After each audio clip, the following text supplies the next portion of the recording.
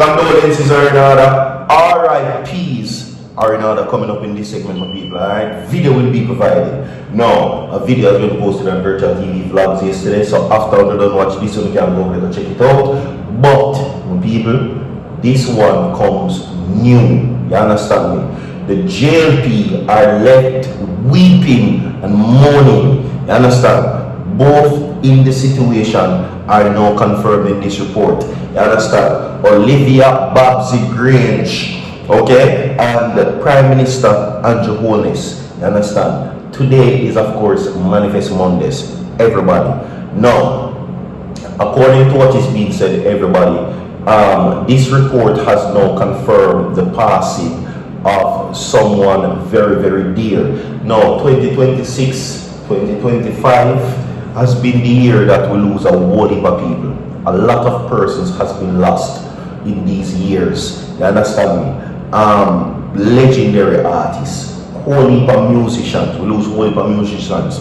Ernie Smith, Jimmy Cliff. We lose whole heap of people. Last year we lose Determined. You understand me? We lose whole heap of people. Slide Down Bar. We lose major producers, major media personnels. You understand me? Okay? People who we never thought that we would lose. We lose last year also, I think, Valerie Robertson.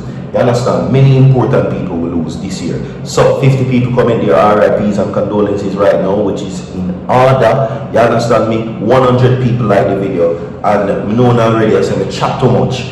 But we're going to drop the video for now and then come back. You know the reasoning, everybody. Now, Prime Minister Andrew Holness now says farewell. The Jamaica Labour Party says farewell to somebody dear to them. Now, before we get to that, everybody, an argument is currently being brewed, and that is between the opposition leader and the Prime Minister. Now, I'm going to ask you this question. Do you say yes or no to the Naira bill? I'm going to ask you the question again. Do you say yes or no to Naira? Alright? It has been a back and forth situation, and many persons has been left wondering what their choice is about whether or not they're going to support the Naira bill. Now, the Naira bill is creating quite a controversy because they're saying that the Naira bill should be reviewed, and surprisingly, members from the Jamaica Labour Party are calling for the review of the bill, while others are standing firm saying that the bill doesn't need a review. But my people, we'll get to that in these and other stories coming up on the people at the video. Don't go away, watch this. Those comments that I made were in the context of his own representation to the House, that the necessary financing to fix the problems that the hurricane had caused on the grid was 350 million US. And my point simply was, if it's 350 million US, how are you going to finance that? To draw down on a portion of it, which was inadequate to do the job, was imprudent. That's the point I made. And to put it in any other way is misleading the House. This is a point of order on which I rise. The member with me. Madam Speaker, the leader of the opposition rose on a point of order. What is your ruling, Madam Speaker? Well, you know already, Prime Minister, this is not a point of order. What order of the House of debate was breached? No. If the leader of the opposition continues to use the point of order to disrupt debates, Madam Speaker, that is an abuse of the rules of the House. So, Madam Speaker, I ask you to rule on whether or not the point raised by the leader of the opposition breached any rules of debate in the House. Alright, so welcome back. Welcome back to each and everybody. Welcome, people. Okay?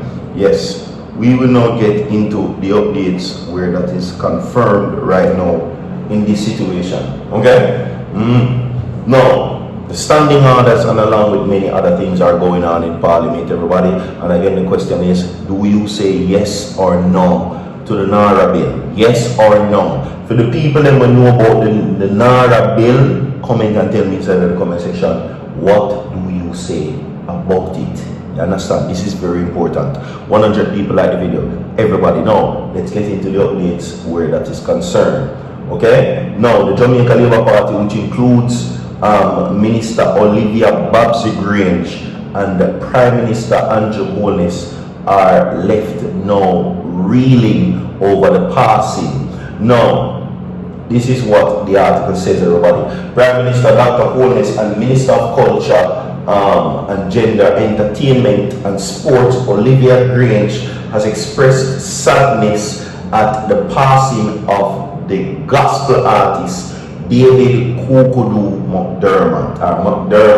No, to be fair, I never know that he would be that influential.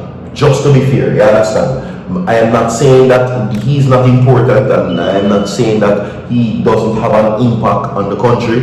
I'm just saying that I didn't know that so many government ministers and so many persons in Jamaica would have been mourning the passing of Kukudoo McDermott. Now, the revivalist singer who was diagnosed with cancer in late February of this year passed away on Friday. He was 61 years old. Now, a post on Kukudoo's Instagram page stated, "It is with a heavy heart that we, the family of David Kukudoo McDermott, have to tell the public that he passed away this morning. At the time, we ask for grace and respect in our time of grief."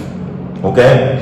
Now, according to what is being said, Prime Minister HOLNESS paid tribute to the artist on various social media platforms, noting that our hearts are indeed heavy as we mourn the passing of a true original, a gifted son of Jamaica whose voice and the spirit will never be forgotten. According to HOLNESS, he goes on to say, and I quote, "He had a quick and ready smile, a warm demeanor, and a spirit of humility that endeared him to so many across Jamaica and beyond.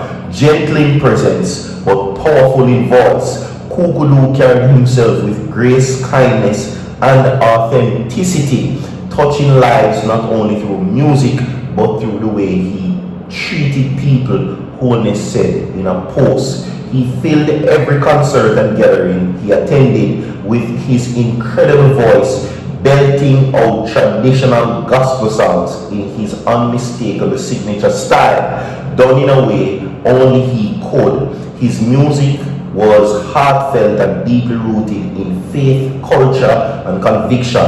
For many Jamaicans, his voice became a part of treasured memories and celebration, the Prime Minister continued. He added that off-stage, Kukudoo was admired for his humility and warmth, and noted that his contribution to Jamaican gospel music leaves an enduring mark, and his absence will be profoundly felt. That's what the Prime Minister says. Now, Minister GRANGE says that in recognizing Kukudoo's contribution, hailed him as a cultural force whose work celebrated African-derived spiritual tradition with Jamaican society. Now, the minister said Kukudoo was a strong performer who resonated across generations and social backgrounds. His passing, she says, is a great loss, and he will sorely be missed. Now, a former machine operator at the now defunct Bernard Lodge Sugar Estate, Kukudoo got his start in singing at 9-9s and D3ÂD as we know it. Now, one night the church band was playing at a 9-9 when the engineer recording Kukudoo's performance and put it on a CD. A few changes of hands and some copies later, King David, See People Business and Leave It Alone, was playing in taxis across the island. His singing blossomed into a full-time career, which saw him being called on a regular for assignments overseas. He was also a fixture on annual Jamaica Independence Gala, where his rousing mentor-soaked gospel songs and high-energy performance are always winners. So there you go. You understand?